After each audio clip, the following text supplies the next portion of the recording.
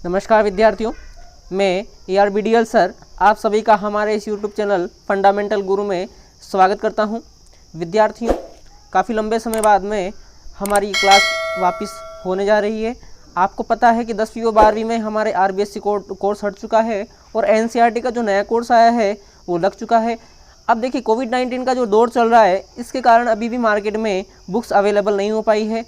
हम लोग इंटरनेट की माध्यम से, इंटरनेट की सहायता से बुक्स डाउनलोड करके और आपके लिए ये वीडियो बना के लेकर आए हैं। इसमें बहुत मेहनत हुई है, तो आपसे निवेदन है कि इस वीडियो को ज़्यादा से ज़्यादा लाइक एंड शेयर करें और प्लीज़ हमारे इस यूट्यूब चैनल फंडामेंटल गुरु को सब्सक्राइब करें, ताकि आपके जो भी नए दोस्त हैं जो 12वीं में इस साल आए हैं, तो उन सभी को इस वीडियो के माध्यम से फ़ायदा पहुँचे। और देखिए, NCERT कोर्स फर्स्ट में अपने इस बार अभी वापिस लागू हुआ है, तो आपको भी थोड़ी प्रॉब्लम आ सकती है, तो घबराइए नहीं और वीडियो को अच्छे से देखिए। देखिए, हमारा जो है पहला अपन जो पार्ट पढ़ने जा रहे हैं, नवा पार्ट है अपना फर्स्ट बुक का, भारत और वैश्वीकरण। वैसे ये जो चैप्टर था हमारे पुराने जो RBSC का जो कोर्स था उसमें भी था, पर इसमें थोड़ा सा हटके दिया हुआ है, परंतु वैसा ज़्यादा कुछ है नहीं है। भारत और वैश्वीकरण से संबंधित अपन इसमें पढ़ने जा रहे हैं। अब देखिए, वैश्वीकरण का शाब्दिक अर्थ से अपन सबसे पहले देखना शुरू करेंगे कि विश्व का एकीकरण, यानी विश्व प्लस एकीकरण से मिलकर बना हुआ है वैश्वीकरण, यानी विश्व का एकीकरण। हमें जो विश्व का एकीकरण देखने को मिलता है वो देखिए, संचार के साधनों से देख लीजिए, यातायात के साधनों से देख लीजिए, सूचना प्रौद्योगिकी के माध्यम से देख लीजिए, आप सांस्कृतिक प्रकार से देख सकते हैं। जिस भी प्रकार से आपको देखने को मिलेगा, तो विश्व का उससे क्या हुआ है, एकीकरण हुआ है। आज के समय में अपना जो पूरे विश्व है उसके समस्त देश, एक देश से दूसरा देश आसानी से सूचना के माध्यम से, प्रौद्योगिकी के माध्यम से, संचार के माध्यम से जुड़ा हुआ है। यानी कि किसी भी देश से अगर एक देश से दूसरे देश में जाना है तो बहुत आसानी से हम एरोप्लेन के माध्यम से एक देश से दूसरे देश में जा सकते हैं। हमें किसी प्रकार की सूचना एक देश से दूसरे देश में भेजनी है तो इंटरनेट, ईमेल्स, व्हाट्सएप, गूगल के जरिए हम लोग हमारी सूचनाएं एक देश से दूसरे देश में आसानी से भेज सकते हैं और प्राप्त भी कर सकते हैं। देख लीजिए, वैश्वीकरण के अंतर्गत अंतर्राष्ट्रीय एकीकरण, विश्व व्यापार का खुलना, उन्नत संचार साधनों का विकास, वित्तीय बाजारों का अंतर्राष्ट्रीयकरण, बहुराष्ट्रीय कंपनियों का महत्व बढ़ना, जनसंख्या का देशांतरगमन आदि हमें वैश्वीकरण में देखने को मिलता है। यानी देखिए, इसके थ्रू क्या हुआ है, विश्व व्यापार का खुलना हुआ है। पहले क्या होता था, हमारे अगर एक देश में सामग्री बननी है तो उसी देश में उसको बेचा जाता था, परंतु आज जो है वैश्वीकरण के माध्यम से हमारा कोई भी सामग्री, हमारा कोई भी प्रोडक्ट जो है वो हम हमारे देश से दूसरे देश में भी अपन आसानी से भेज सकते हैं और वहाँ तक अपन इस सामग्री को पहुँचा सकते हैं। यानी कि जो प्रॉफिट अपने एक देश में हो रहा था, अब अपन क्या कर सकते हैं, विश्व व्यापार के थ्रू उसी प्रॉफिट को अपन अन्य देशों में भी प्राप्त कर सकते हैं। हम मान लीजिए हमने 100 प्रोडक्ट बनाए और अपने देश में बेच दिए तो उससे कम प्रॉफिट हुआ, परंतु हमें चाहिए कि हमें ज़्यादा प्रॉफिट चाहिए, तो हमें ज़्यादा प्रोडक्ट बनाना पड़ेगा और ज़्यादा प्रोडक्ट बना के हम क्या करेंगे, पूरे विश्व में सप्लाई कर सकते हैं, क्योंकि वैश्वीकरण हो चुका है। उसके अलावा देखिए, उन्नत संचार के साधन। पहले जो संचार के साधन हुआ करते थे अच्छी किस्म के नहीं होते थे, परंतु आज 1990 के दशक के बाद में जो संचार के साधनों में क्या हुआ है, तीव्र गति से वृद्धि हुई है, तो उन्नत संचार के साधनों का विकास हुआ है। उसके साथ में वित्तीय बाजारों का अंतर्राष्ट्रीयकरण, जो वित्तीय बाजार थे, बड़े स्तर पे जो बाजार हुआ करते थे, उनका क्या हुआ है, अंतर्राष्ट्रीयकरण हो गया।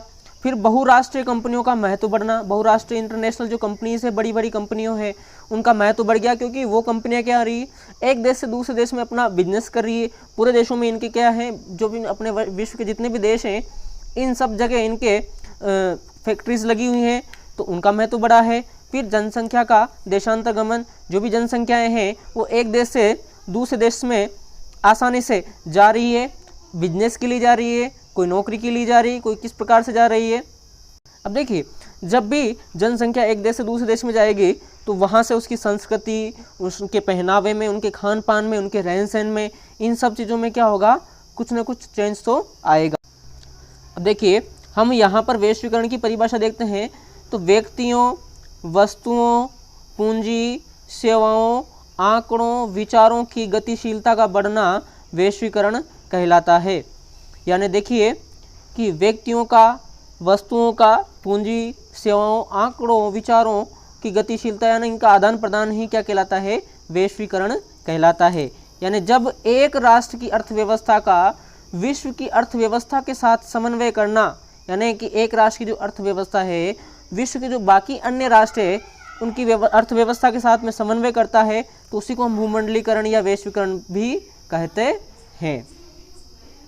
जैसा कि वैश्वीकरण में दिखा रखा है कि इस डायग्राम में जो है वो व्यक्तियों, साथ में वस्तुओं, पूंजी, सेवाओं, आंकड़ों, विचारों, गतिशीलता, इन सब का क्या हो रहा है, इसके अंदर हमें आदान प्रदान देखने को मिल रहा है। इस डायग्राम के माध्यम से अपन वैश्वीकरण को आसानी से समझ सकते हैं। देखिए, वैश्वीकरण एक ऐसी प्रक्रिया है जिसने वैविध्यपूर्ण दुनिया को एकल समाज में एकीकृत किया है। यानी कि वैश्वीकरण के माध्यम से क्या हुआ है कि हमारे जो पूरा विश्व है, पूरे जो देश हैं, वो एक जिस प्रकार से एक समाज रहता है उस प्रकार से एक दूसरे से जुड़ गए हैं। यानी कि किसी भी एक देश से दूसरे देश में जाना कोई बड़ी बात नहीं है, बहुत आसानी से हम एक देश से दूसरे देश में जा सकते हैं। यानी कि ये एक हमारा समाज जैसा हमें देखने को दिखाई दे रहा है। यानी दूसरे शब्दों में अगर देखा जाए तो पूरा विश्व एक वैश्विक गांव या वैश्विक बाजार में परिवर्तित हो गया। देखिए, पूरा विश्व मान लीजिए, तो पूरा जो विश्व है इसको अपन एक गांव के रूप में मान सकते हैं, एक बाजार के रूप में इसको अपन मान सकते हैं। यानी कि पूरा विश्व एक वैश्विक गांव या वैश्विक बाजार में परिवर्तित हो जाता है। अभी देखिए, वैश्वीकरण जो है मुख्य रूप से अर्थशास्त्र के अंदर की एक प्रक्रिया है। वैश्वीकरण जो है अर्थशास्त्र में आता है, परंतु हमें इसको राजनीति विज्ञान में भी पढ़ना है। तो वैश्वीकरण की अगर देखा जाए तो मुख्य रूप से इसके अंदर 3 जो गतिविधियां हैं वो वैश्वीकरण के लिए प्रमुख रूप से उत्तरदायी मानी जाती हैं। देखो, पहली जो गतिविधि आती है वो है संचार साधनों का विकास या सूचना प्रौद्योगिकी का विकास। देखिए, संचार साधनों का विकास की वजह से या सूचना प्रौद्योगिकी विकास की वजह से हमारा जो है विश्व है, वैश्वीकरण का जो प्रोसेस है, वैश्वीकरण में संचार के साधनों का बहुत ही महत्वपूर्ण रोल देखने को हमें मिलता है। दूसरा आता है औद्योगिक क्षेत्र में वृद्धि। देखिए, जो वैश्वीकरण बढ़ा है तो उद्योगों में भी क्या हुई, तीव्र गति से वृद्धि हुई है। देशों के अंदर बहुत ही तीव्र गति से फैक्ट्रीज बनना शुरू हुई, इंडस्ट्रीज बनना शुरू हुई है, जिससे अनेक जो सामग्री है उसमें भी क्या आई, तीव्र गति देखने को हमें मिलती है। और तीसरा जो कारण आता है वो है राजनीतिक कारण। क्योंकि देखो, राजनीतिक कारण का मतलब होगा कि अब एक ध्रुवीय राष्ट्र की व्यवस्था हमें देखने को मिल रही है वैश्वीकरण के थ्रू। यानी एक ध्रुव का अर्थ हो गया कि आज अमेरिका का है पूरे विश्व में क्या है, वर्चस्व है, जो कि 1990 के दशक में अपने को देखने को मिलता है। उससे पहले क्या था, द्विध्रुवीय राष्ट्र की व्यवस्था थी। यानी कि 2 ध्रुव अपने विश्व में हुआ करते थे। एक तो था अमेरिका और दूसरा था सोवियत संघ। जो अमेरिका था उसको यूएसए बोला जाता था और सोवियत संघ वाले को यूएसएसआर के नाम से जाना जाता था। तो अभी इसके बारे में अपन आगे काफ़ी डीपली अपन पढ़ने वाले हैं। अब देखिए, अभी जो कोविड-19 चल रहा है इसको देखें तो इसमें भी मुख्य रूप से वैश्वीकरण है।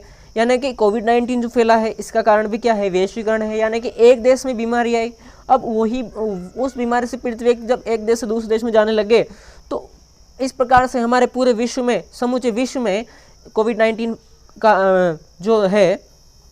जो केस है वो हमें देखने को मिल रहे हैं। अब देखिए, ये पहला कारण हो गया कि कोविड-19 का जो मुख्य कारण है वो भी क्या है, वैश्वीकरण है। परंतु आगे इसका अगर उपाय देखना है, इसका सॉल्यूशन देखना है, इसका इलाज देखना है, तो वो भी क्या है, वैश्वीकरण है। क्योंकि जो जहाँ पर वैक्सीन बनी है, अब वही वैक्सीन एक राष्ट्र से दूसरे राष्ट्र में भेजी जा रही है। तो ये किसके बलबूते पर संभव हुआ है, ये भी वैश्वीकरण के बलबूते पर ही संभव हुआ है। बिना वैश्वीकरण के कोविड-19 का सॉल्यूशन भी प्राप्त होना बहुत ही मुश्किल था। यानी कि अगर देखा जाए तो जो वैश्वीकरण है, यानी कि वैश्वीकरण की प्रक्रिया के बहुआयामी प्रभाव हुए हैं, जिनमें विश्व के सभी देश प्रभावित हुए। बहुआयामी प्रभाव के अर्थात अपन देख सकते हैं कि इसमें बहुत सारे आयाम अपने को देखने को मिलते हैं। यानी कि ये ऐतिहासिक रूप से देखा जाए, या सामाजिक रूप से देखा जाए, अर्थशास्त्र के रूप से देखा जाए, या फिर राजनीतिक विज्ञान के दृष्टि से देखा जाए, तो वैश्वीकरण हमें एक बहुआयामी परिघटना देखने को मिलती है। अब जब पूरा विश्व वैश्वीकरण से प्रभावित हुआ है तो भारत क्या इससे अछूता रह सकता है? क्या कभी नहीं रह सकता है। तो भारत भी इस प्रक्रिया से अछूता नहीं रहा है। किस प्रक्रिया से? वैश्वीकरण की प्रक्रिया से हमारा भारत भी अछूता नहीं रहा है। यानी कि अपन कह सकते हैं कि वैश्वीकरण एक बहुआयामी परिघटना है, जो भी अपन पहले समझ चुके थे कि बहुआयामी का अर्थात कह सकते हैं कि ऐतिहासिक घटना है, सामाजिक परिघटना है, अर्थव्यवस्था वाली है, और इसको अपन देखें तो राजनीति विज्ञान में भी अपने को वैश्वीकरण देखने को मिलता है। और वैश्वीकरण जो है बहुत ही चर्चित और विवादित विचारधारा भी है। यानी कि वैश्वीकरण में बहुत सारे अपने को विवाद यहाँ पर देखने को मिलते हैं और भी चर्चाओं में भी रहता है। उसके अलावा देखा जाए तो वैश्वीकरण एक बाजारोन्मुखी अवधारणा है। अर्थात बाजारोन्मुखी का मतलब तो होता है अर्थव्यवस्था वाली अवधारणा है। ये कैसी अवधारणा है? अर्थव्यवस्था वाली ही अवधारणा है। अभी देखिए 20वीं शताब्दी के अंतिम दशक में, यानी अंतिम दशक जो चल रहा है 1990 के बाद में, संचार क्रांति ने समूचे विश्व को एक वैश्विक गांव में तब्दील कर दिया है। अब देखिए आप डायग्राम में देख रहे हैं कि जो पूरा विश्व है तो उसमें संचार के माध्यम से हम एक कोने में बैठे, अपन किसी भी देश में चाहे बैठे हों, हमारे देश से हम दूसरे देश के व्यक्ति से अपन आसानी से फ़ोन पे बात कर सकते हैं, वीडियो कॉलिंग के माध्यम से उसको देख सकते हैं, और इससे हमें ये नहीं लगता है कि हमारा देश, हमारा जो व्यक्ति है हमारे देश से काफ़ी दूर है। हमें ऐसा बिल्कुल भी प्रतीत नहीं होता है। यानी कि दूसरे शब्दों में अगर कहा जाए तो इस संचार की क्रांति ने पूरे विश्व को एक वैश्विक गांव में तब्दील कर दिया है। यानी कि हमें ऐसा नहीं लगता है कि पूरा विश्व बहुत दूर दूर जो देश हैं बहुत दूर है, हमें ऐसा बिल्कुल भी प्रतीत नहीं होता है, क्योंकि संचार के माध्यम से हम बहुत ही आसानी से, अगर हम भारत में बैठे हुए हमें अमेरिका में बात करनी है, हमें रशिया में बात करनी है, हमें ब्रिटेन में बात करनी है, तो हम आसानी से बात कर सकते हैं। इसका मतलब हमें नहीं लगता कि हम काफ़ी दूर हैं, बहुत ही पास में अपने को दिखाई पड़ता है। ऐसा प्रतीत होता है कि हम बिल्कुल क्या है, एक देश से दूसरे देश के बिल्कुल पास में बैठे हुए हैं। अब देखिए यहाँ पे द्वितीय विश्व युद्ध की बात की जाए, द्वितीय विश्व युद्ध जो हुआ था 1945 ईस्वी में हुआ था। द्वितीय विश्व कब हुआ था? तो 1945 के बाद में विश्व विचारधारा के आधार पर दो गुटों में बंट गया। हमारा जो समूचा विश्व था वो विचारधारा के आधार पर कितने गुटों में बंट गया? दो गुटों में बंट गया, जो कि अपन पहले ही चर्चा कर चुके हैं। एक तो सोवियत संघ की तरफ चला गया और दूसरा अमेरिका की तरफ चला गया।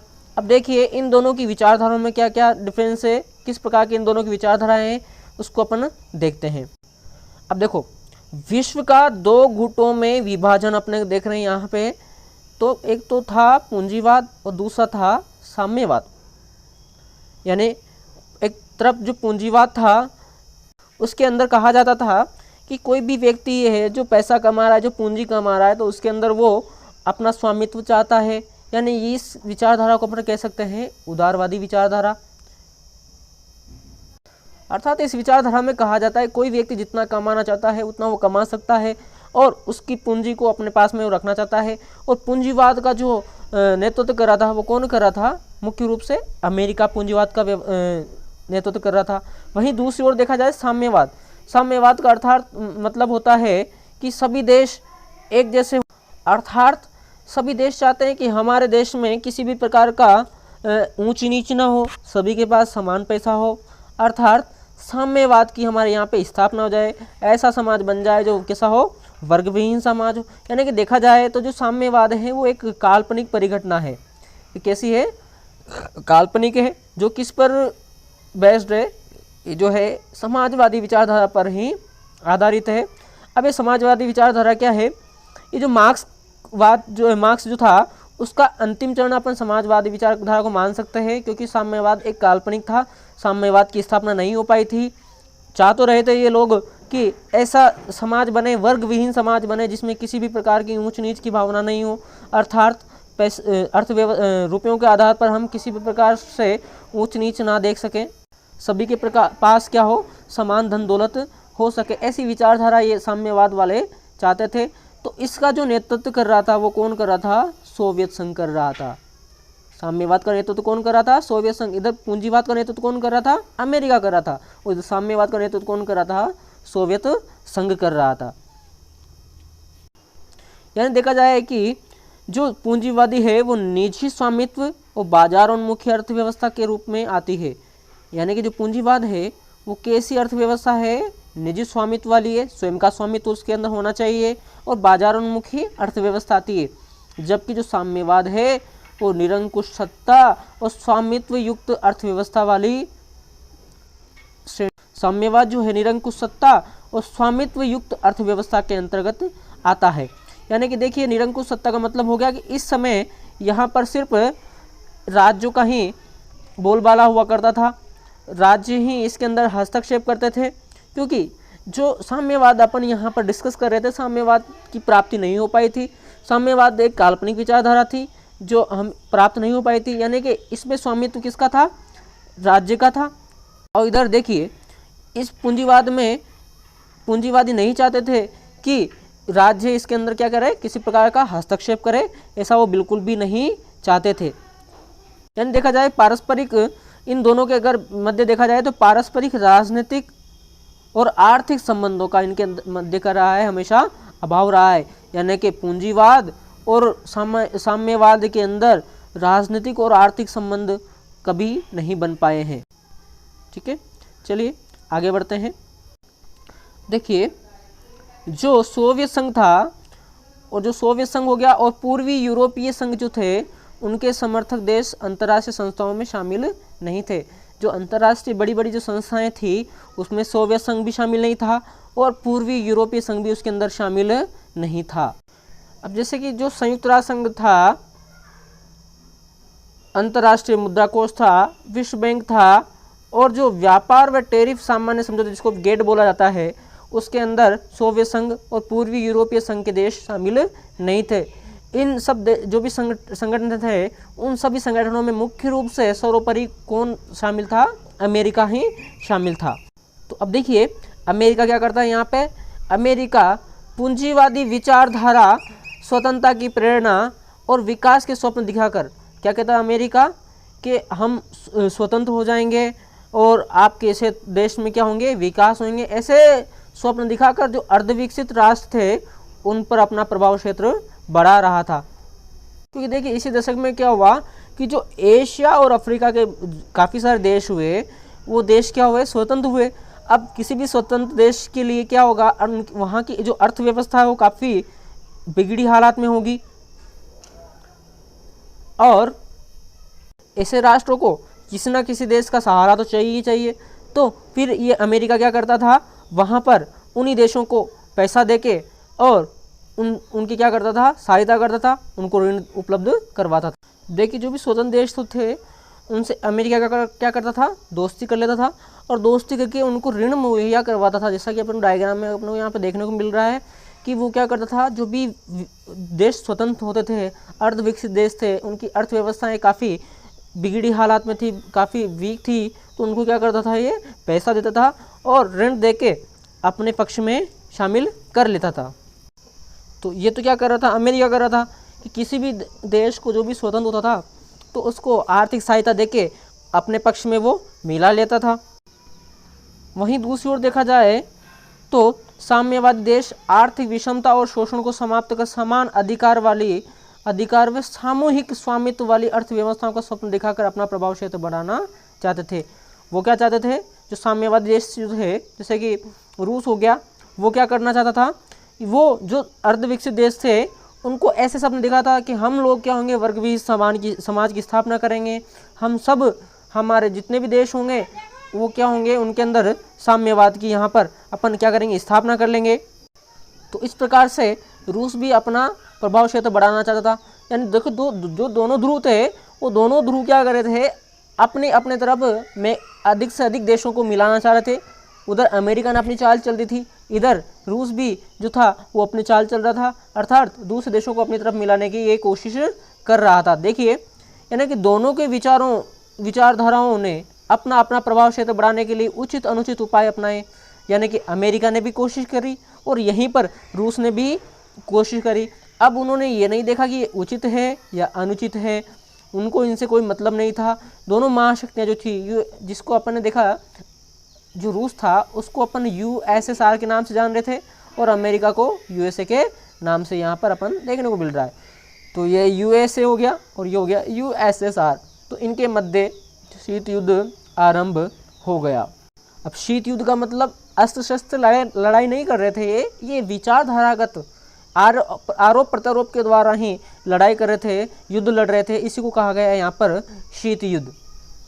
तो देखिए दोनों देशों ने, दोनों जो ध्रुव थे उन ध्रुवों ने अपने आप को विश्व में एक अच्छी शक्तिशाली राष्ट्र के रूप में देखने के लिए दोनों ने एक दूसरे के ऊपर आरोप प्रत्यारोप करना शुरू किया। छोटे छोटे देशों को अपनी ओर मिलाने के लिए अनेक प्रकार के हथकंडे अपनाए। तो इन सब के, अब देखिए यहाँ पर अमेरिका ने क्या किया था, अमेरिका जो था वो बड़ी बड़ी संस्थाओं का सदस्य देश था। तो उसने यहाँ पर इन संस्थाओं के माध्यम से दूसरे बड़े जो देश थे, छोटे छोटे देश थे, उनको ऋण मुहैया करवा के अपनी ओर आकर्षित करने की कोशिश कर रहा था। अब देखिए पूंजीवादी जो गुट था उसका नेता अमेरिका, इस अमेरिका को क्या लगा, आभास हो गया कि जहां गरीबी, विषमता और पूंजीवाद के तत्व होंगे वहां साम्यवाद तेजी से पनप सकता है। उसको ये लगा कि जिस प्रकार से रूस साम्यवाद की ओर अग्रसर है, साम्यवाद की बात कर रहा है, तो अमेरिका को कहीं ना कहीं आभास हुआ कि अगर गरीबी होगी, देश में विषमता की स्थिति उत्पन्न होगी, जहाँ पर पूंजीवाद के तत्व होंगे, जहाँ की स्थिति, आर्थिक स्थिति क्या होगी, कमज़ोर होगी, तो उस जगह क्या होगा, साम्यवाद तेजी से पनप सकता है। तो उसको क्या करना है, ख़त्म करना है। तो उसके लिए इसने क्या किया है, दूसरे प्रकार के हथकंडे अपनाए। अब किस प्रकार के हथकंडे थे इनको देखेंगे अपन। यहाँ पर देखिए जो अमेरिका था वो जो बड़ी बड़ी संस्थाएं थी उनका प्रतिनिधित्व कर रहा था।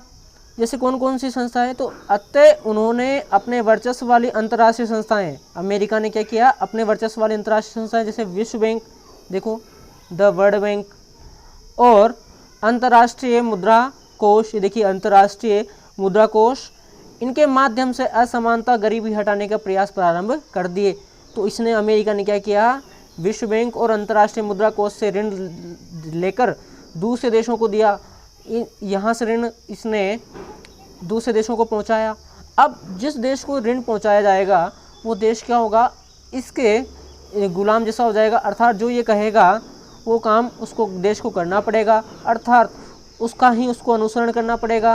यानी छोटे छोटे देशों को क्या करना पड़ा, अमेरिका का अनुसरण करना पड़ा, और ये सारे के सारे देश क्या हो गए, अमेरिका की ओर हो लिए। अब देखो यानी कुल मिला के यहाँ देखा जाए तो बोलबाला किसका था, अमेरिका का था।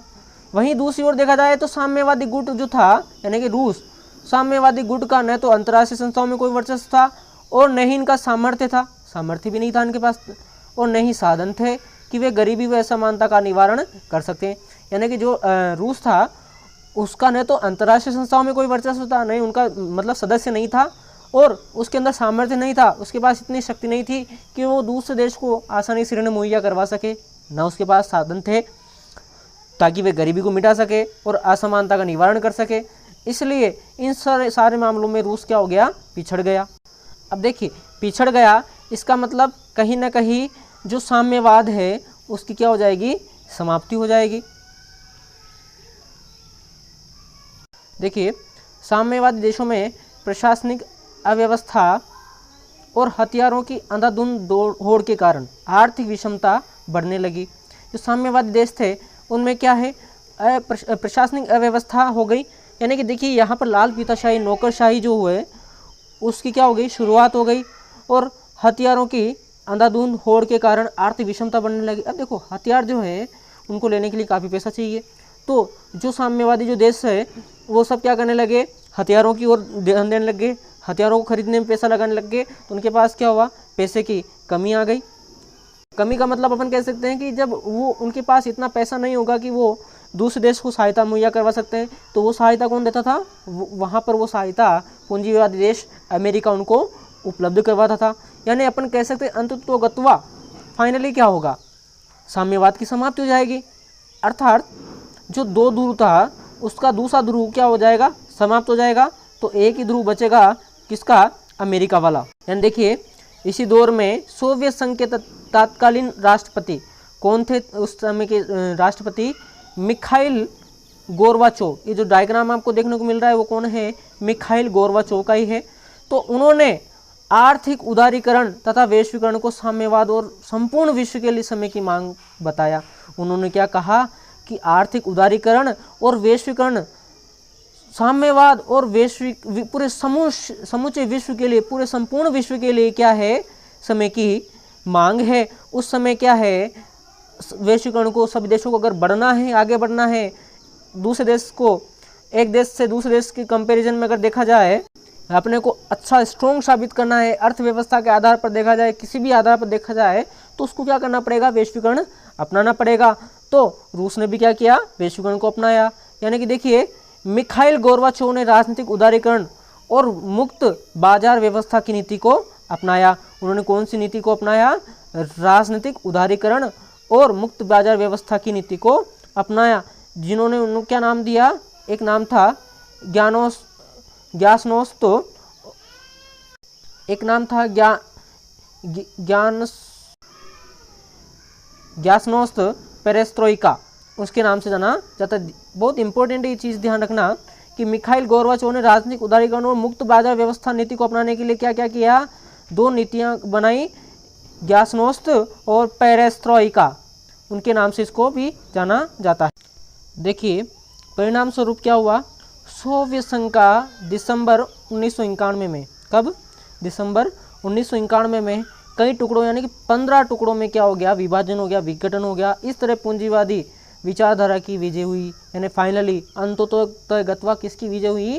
पूंजीवादी विचारधारा की ही यहाँ पर विजय हुई, अर्थात साम्यवाद यहाँ पर क्या हो गया? हार गया। यानी कि जो सोवियत संघ था, पूरा सोवियत संघ देखिए कितने भागों में यहाँ पर विभाजित हो गया।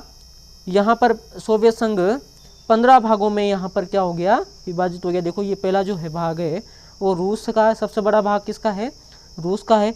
ये इस तरह से 1 2 3 4 5 6 7 8 9 10 11 12 13 14 और ये इधर रहा 15। इस प्रकार से 15 देशों में सोवियत संघ का क्या हो गया? विघटन हो जाता है और यहाँ पर पूंजीवादी विचारधारा की क्या हो जाती है? विजय हो जाती है।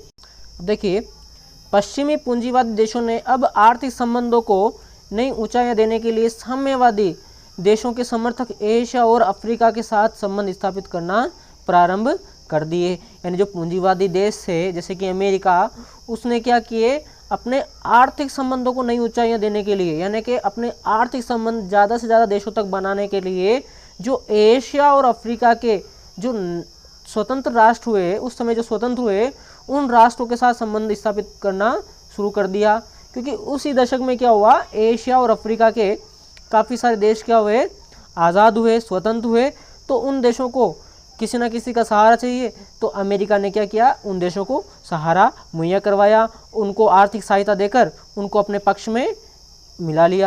यानी कि इसके परिणाम स्वरूप क्या हुआ है? विश्व के अधिकांश देशों ने स्वतंत्र अर्थव्यवस्था अपनाना छोड़कर उदारीकरण, निजीकरण और वैश्वीकरण को अपनाया, जिसको यहाँ पर एलपीजी के नाम से अपन इसको समझ सकते हैं।